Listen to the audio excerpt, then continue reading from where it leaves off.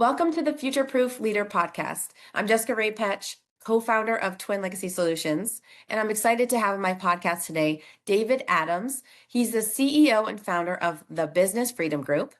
So welcome, Dave. Thank you so much for being here today. I always like to kick off my podcast by giving you the floor. Just tell us what your company is and what you do. Great. Well, thanks for having me today, Jessica, and love the name of the podcast, The Future Proof Leader, because we Thanks. all have to keep dealing with the future. So, yeah, I'm Dave Adams. I founded the Business Freedom Group after 30 years of corporate experience, helping found and nurture small businesses inside big companies, as well as nurturing a lot of the small companies that were our suppliers, because a big company fails without its suppliers. And I just had a lot of passion in this part of my life for working with those type of companies, the you know dad's the engineer, mom's the CFO, father son type companies where I felt like I was making a difference in the lives of a family rather than in the lives of stockholders. And so I focus on processes. I started as a process engineer on the factory floor, and then I went into engineering design. I was like, hey, this is a process too. And then I went into selling and marketing. It was like, hey, this is a process too. And business leaders tend to take everything on themselves and they put an awful lot on their shoulders and they never really get to the point of mapping it out as a process so it can be delegated to other people. And I think that's a very hard transition for business leaders to go through, is from the main operating force in their business to being the main coaching and enabling force for their workers. So from going from owner to operator, there's always a mix there, but most owner operators are spending 90% of their energy operating the business, and they need to get to 50-50 to really have it flower as an organization and have it generate stuff back into their lives. Wow, Dave, that sounds amazing. We need to talk after. I feel like I'm all execution, execution, execution. It is such a hard thing to find that balance, especially when you're trying to grow your business. So that's amazing what you do. I'm excited to find out more about it. Now, before we dive into the questions I have for today, I think you're launching your own podcast. Is that right? I am, and Okay. I look forward to doing that. I would say I'm probably late to that game, but I believe that leaders have a lot to offer. And sometimes it's funny that when a leader speaks something out, it actually makes it more real for their lives. Sometimes they have to say it out loud to start doing it in their own business lives as well. So Absolutely. So what is the name of your podcast and who are you going to be having on the show? great. So my podcast is called Leadership by Design. I suppose it has a subtitle of Lessons from Thoughtful Leaders. And that's meant to highlight the leadership that we have to think about. So there's a certain amount of leadership that just comes from the power of example, and I'm going to get this done and all of that. But at a certain point in the growth of a business, you have to think about your leadership and you have to design the company that you want. Otherwise, you'll just get the company that happens to show up in the chaos. Love it. Well, congratulations. I can't wait to tune into that one and follow your podcast. So, speaking about what's going on in the industry with leadership, today's topic revolves around coaching with context. Okay. So, you've been in business for decades, okay, across multiple companies from the lower levels on the boots on the deck all the way up to that executive level. So, what really stood out to me is that you're not just a coach, you have that understanding of the operational side, the execution side. So, how has your technical and operational background changed the way you coach clients? Great question. I always used to describe, we all have strengths and weaknesses, and one of my strengths has been that I understand flying at 50 feet and flying at 50,000 feet. And there are so many people who just sort of create great strategy and ignore what it's going to take to have it implemented on the ground. Equally, there are a lot of ground players who dismiss the strategic function and they just stay focused on what they're doing right now and, you know, sort of damn the torpedoes, I'm going to keep going. So my technical background has shown me the value of process, as I described before. I started figuring out, well, what feed and speed are we going to machine this part at? How's it going to go down the assembly line? How's it going to be calibrated? Um, what pH mix did we need in the washer to wash the machining oil off so the paint would stick? And all of those things are important, but they have to serve a strategic purpose. And so I was very blessed in my career that I got to work with probably over 150 companies in 42 states and 35 countries. And yeah, so I kind of say, if I haven't seen your problem, I've seen something darn close. Um, Love it. and I think the technical side, just to get back to your question, is I really love digging down to root cause. So many times people are tempted to fix a symptom and, oh, this isn't right, and so we're going to fix it. If you use an assembly line context, it's like, well, we'll adjust that later. Like, no, why don't you make the part in the beginning so no adjustments required? Makes sense. And yeah, so digging down to root cause is what I'm all about.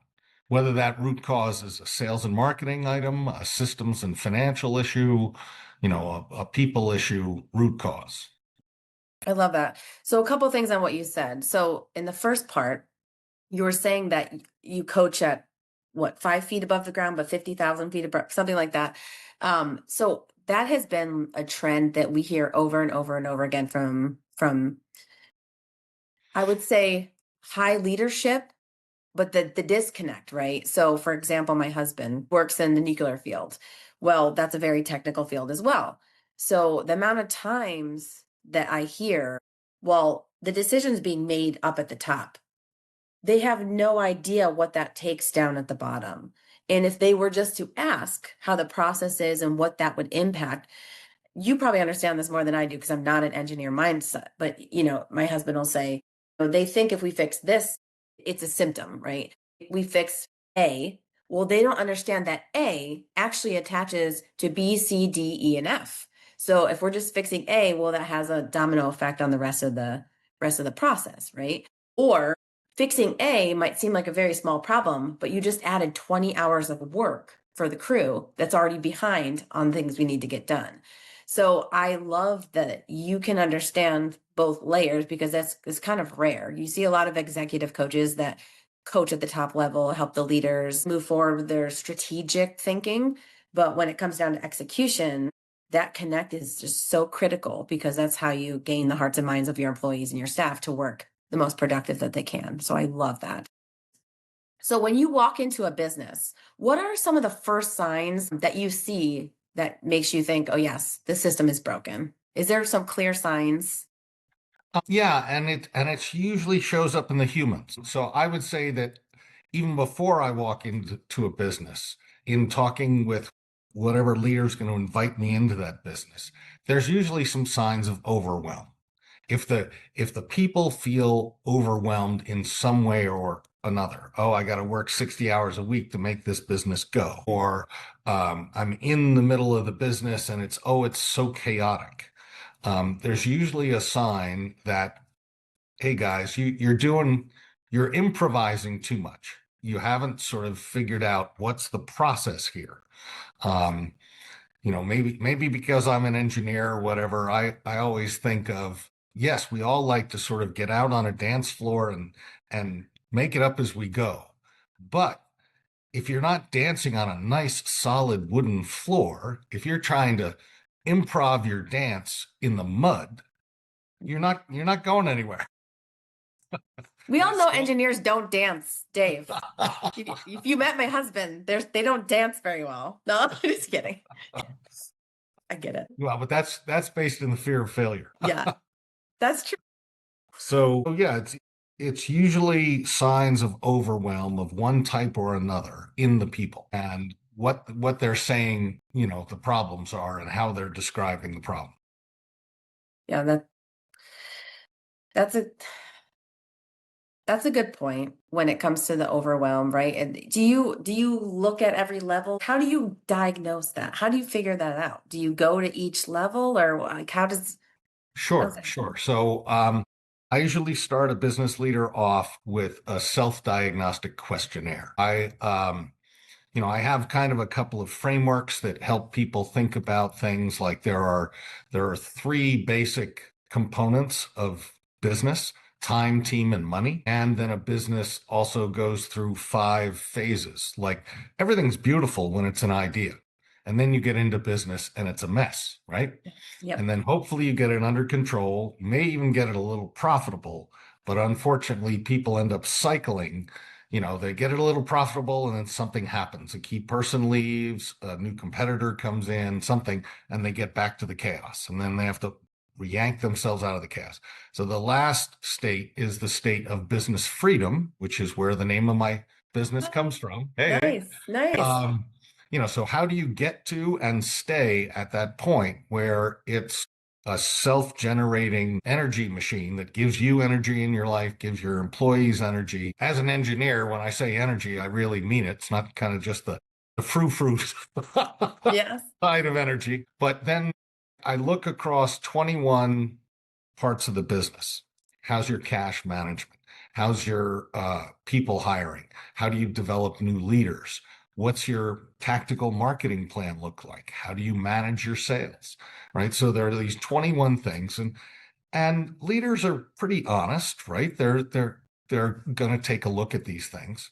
And one of the things that's also fabulous when you've got a couple of key leaders like a husband and wife, father, son, whatever, is you have them both take this questionnaire and they just rate themselves. Are we a one, a three, or a five? And so my questionnaire gives them a description of a one, a description of a five. An example would be an apprenticeship plan. When you hire a new employee, do you give them a 30-minute pep talk and then throw them into the machine and they're just flailing for a while? Or do you elect a senior employee to mentor that person, to apprentice that person, and really help them succeed in the ecosystem that you have? And so they just rate themselves a one, a three, and a five across these 21 different dimensions. And that sometimes I call them silver bullets, right? There are things that are going to shoot that werewolf dead, individual strategies. And when there's more than one leader filling out the questionnaire, it's really fabulous to see when they disagree. And those are fabulous conversations where son says, no, we're a one. Dad says, oh, we're a five. Yeah, I bet. That brings out some great things. But so from that, look across those 21 different strategies. We then decide together what three, if you really made an improvement, would transform your business in the next year. Because you, Yeah. you can't work at all 21 at the same time. So I was just going to say that. I said, as you're talking, I'm sitting here thinking to myself, well, in my business, I'm sure that there's always something you're working on, there's always something. Specifically for me, I'm very action packed. I'm always execution, execution. And I'm trying to really take it a step back and just kind of explain specifically my clients the why behind a lot of things instead of moving so fast. So the understanding's there so we can kind of have alignment and move forward together. But slowing down has always been something I personally work towards. Is there a common trend among CEOs today that you see? Like, are they moving too fast? Are some not moving fast enough? Are they not adapting? So we've all seen the TV ads for the Chinese acrobatic circus that travels around, right? Yeah. And there's almost always one guy who's spinning plates on these long bamboo poles. He runs over, he spins this plate, he spins that plate, and he spins that plate, Yeah. right? And then he spots another one that's wobbling, so he runs over there and spins that. So you asked me, do I see, sort of a standard fault inside the CEOs? Yeah, they're trying to spin too many plates. Gotcha. Instead of having someone and saying, this is your plate. I'm going to support you. Whatever you do with, it's your job to spin this plate so that I have a reasonable amount of plates to spin. Gotcha.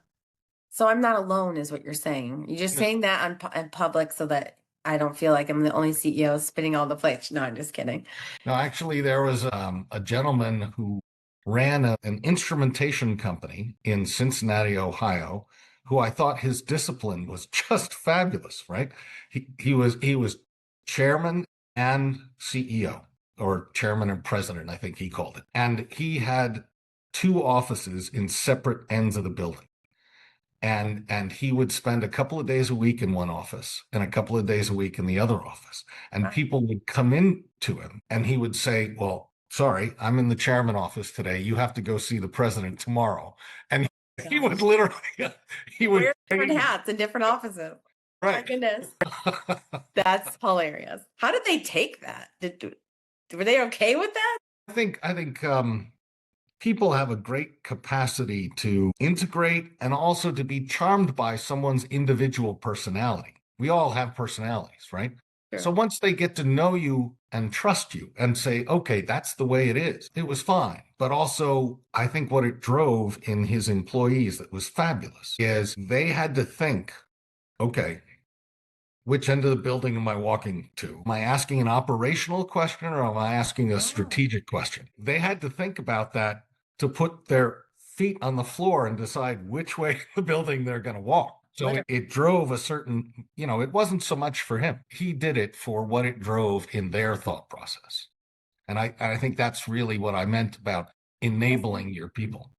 Oh, now you're going to walk into buildings. There's going to be CEOs or leaders. Well, we saw the podcast and now we have two offices. Awesome. All right. So this next one is fun. What's a tough truth business owners don't want to hear about why they're stuck?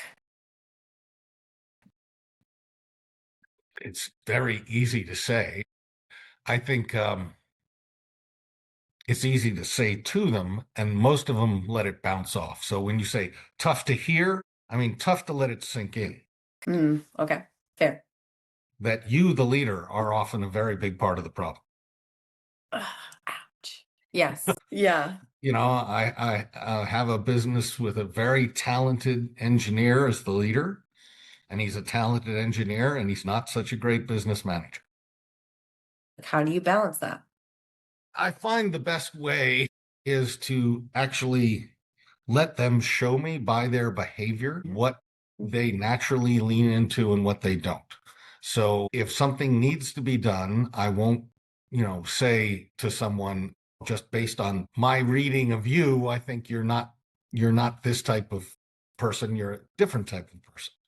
I will put that task out there to them, and if week after week there is an excuse, a reason that something got in the way of that, but he was Johnny on the spot, he or she was Johnny on the spot for whatever else was going on, then that tells me.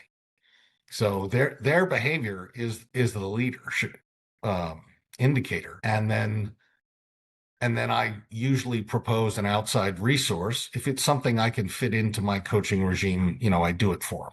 Yeah. But many times it's not. So that's where I'll find an outside resource and I'll introduce them to the outside resource. And how would you like this person for this price to take that off your plate?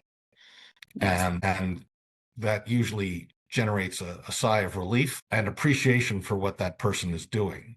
That wouldn't have happened if I brought that person in on day two. That's more like day 20. Nice. The last fun question. If you can give every business leader one piece of advice, what would it be? I could give every business leader one piece of advice. I guess it's related to your slowing down issue. So breathe, Just breathe, take a minute. breathe, take a minute. Yeah, make sure you're not just running around spinning plates. Make sure you're addressing root causes, not symptoms. That's great advice. So, Dave, before we wrap things up, where can people find you? Obviously, you have a lot of experience in your field. So, where can we find you if you need your services?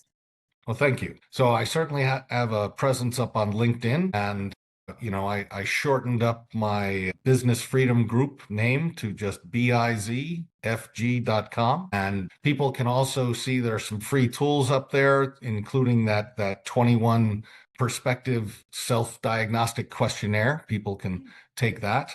There's also kind of a profit modeler where you put in what your current state is, how many leads you get, or how much your customer's worth, etc. And then you can kind of play. Well, if I could get 10% more leads, or if I could close 5% more deals, right? Sort of a now and future profit modeler. I So love that. I'll have to check that out. yeah, Okay, well, yeah. there's also some testimonials and videos up there as well. Amazing. All right. Well, Dave, thank you so much for being a guest. And I know you're a busy guy, so taking time out of your day to come onto my podcast. For all the listeners out there, thanks for tuning in. If you want to find Dave, he has his website, LinkedIn, and until next time, Dave, it was a pleasure. Thank you so Thank much. I learned you. a lot. It's And always a pleasure to speak with you, Jessica. oh, thanks, Dave. Well, you guys, everybody have a great day, and we'll see you next time.